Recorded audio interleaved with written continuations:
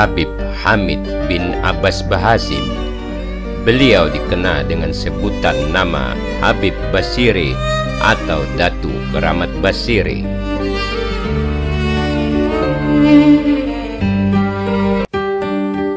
Ayah beliau bernama Habib Abbas bin Abdullah Bahasim dan ibu beliau bernama Saripah Sa'ana. Beliau adalah orang yang taat beragama dan suka sekali melaksanakan amalia-amalia sunat. Lingkungan keluarga memang kena agamis, bahkan bisa dibilang fanatik.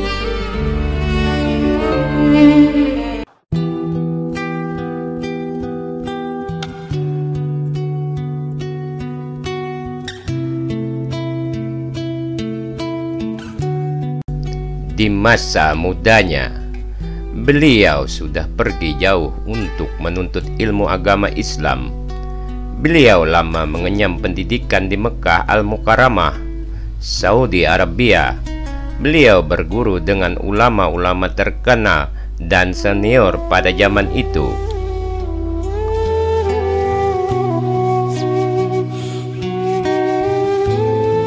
Sepulangnya dari Tanah Suci, beliau menajukan diri ke tengah-tengah masyarakat. Beliau membimbing umat dan mengarahkan mereka ke jalan yang benar agar memperoleh kebahagiaan hidup di dunia dan di akhirat.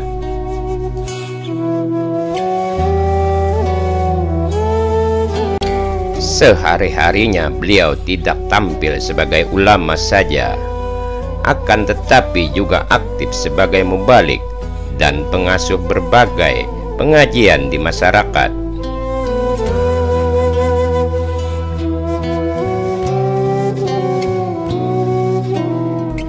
Dakwah dan pengajaran yang beliau berikan kepada umat meliputi ilmu-ilmu yang fardu ain, yaitu seperti ilmu tauhid, fikih, dan tasawuf.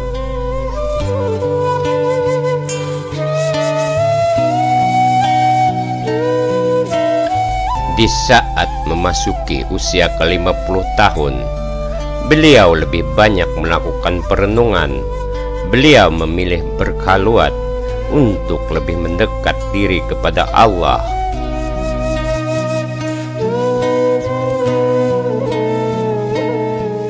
Dan beliau lebih suka menelaah, memperdalam ilmu tasawuf, dan melakukan berbagai riadah, tarikat guna memperoleh ma'rifatullah.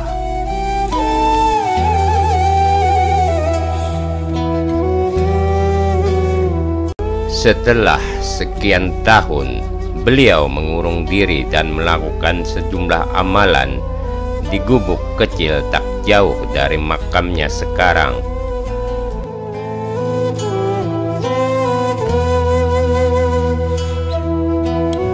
Pada zaman penjajahan Jepang, beliau keluar dari persembunyian khalwatnya. Sejumlah perubahan kelakuan aneh beliau tampilkan yang hanya dapat dipahami sebagian orang.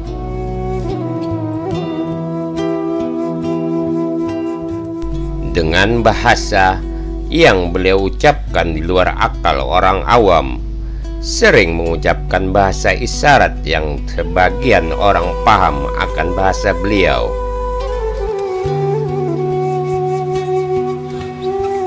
Sehingga beliau dikenal seorang wali Allah Ta'ala yang madzub. Diangkat Allah akal basariyahnya, diganti dengan akal rabbaniyah.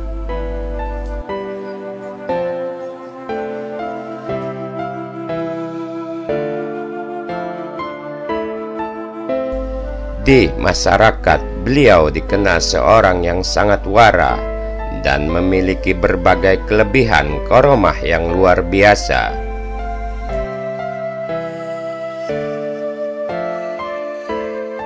Inilah kisah sebagian karomah dan kelebihan beliau.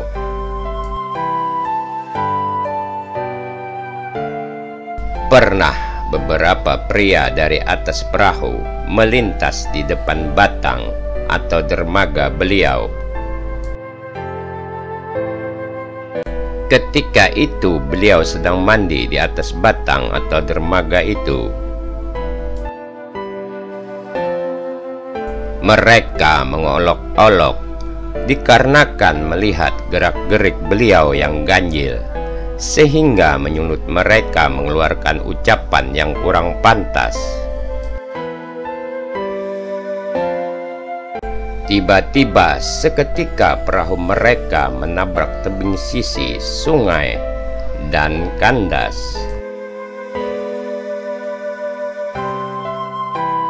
Pernah seorang pedagang ikan berperahu menolak panggilan beliau. Pedagang itu berpikir tak mungkin beliau membayar dagangannya, dan akibatnya selama 1 hari penuh tak satu pun barang jualan pedagang ikan tersebut ada yang laku. Sementara pedagang lain yang menghampiri panggilan beliau lebih cepat laku dan habis tak tersisa pada hari itu.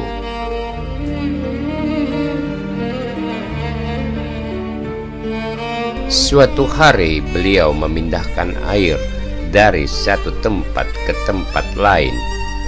Orang-orang menilai pekerjaan itu sebagai perbuatan tak bermakna, padahal itu adalah cara beliau menyelamatkan kapal penumpang yang nyaris karam di tengah laut luas.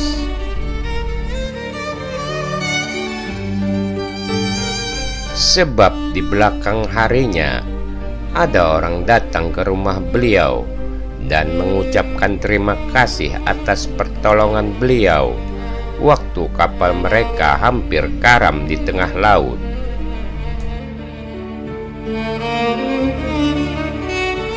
Konon, ketika para penjajah Jepang tengah melakukan penyerangan ke Banjarmasin dengan menggunakan pesawat tempur, warga pun banyak yang ketakutan. Namun dengan kekuasaan Allah yang dititipkan melalui karomah beliau, sejumlah pesawat itu mampu dikendalikan hanya dengan menggunakan kayu.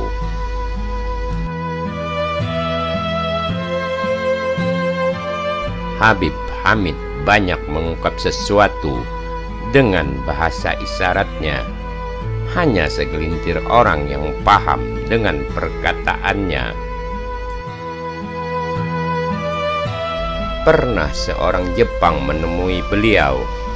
Si Jepang kemudian berjanji setelah urusannya di Makassar selesai akan kembali membawa beliau ke rumah sakit jiwa.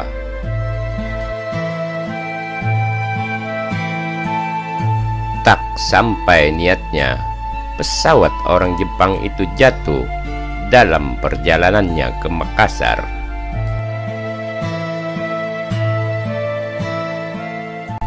Menurut cerita, beliau juga pernah menghidupkan kambing yang telah mati. Suatu hari, seorang tetangga mengatakan kepada beliau bahwa di batang atau dermaga milik beliau terdapat bangkai kambing yang sudah mati membusuk.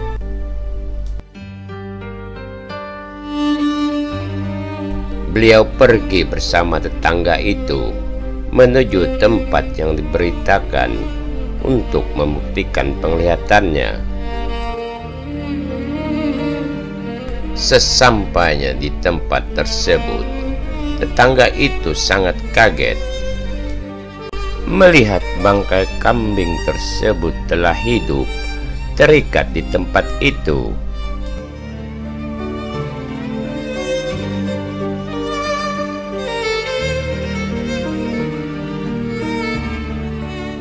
Masih banyak cerita-cerita menarik tentang kelebihan dan karomah beliau yang tidak bisa dinalar dengan akal. Sekitar tahun 1949, beliau berpulang ke Rahmatullah di umur kurang lebih 90 tahun. dikebumikan di Jalan Keramat, Kelurahan Basirih, Kecamatan Banjarbarat, Kota Banjarmasin, Kalimantan Selatan.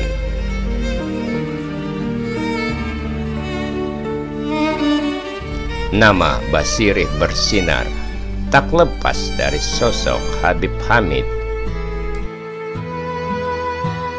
Makam beliau selalu tak sepi dari para penziarah yang datang dari berbagai daerah, bahkan dari mancanegara.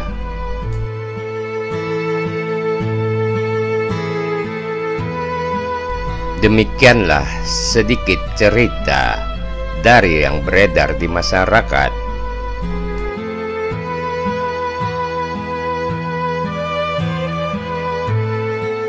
Atas salah dan semua kekurangannya, banyak minta maaf.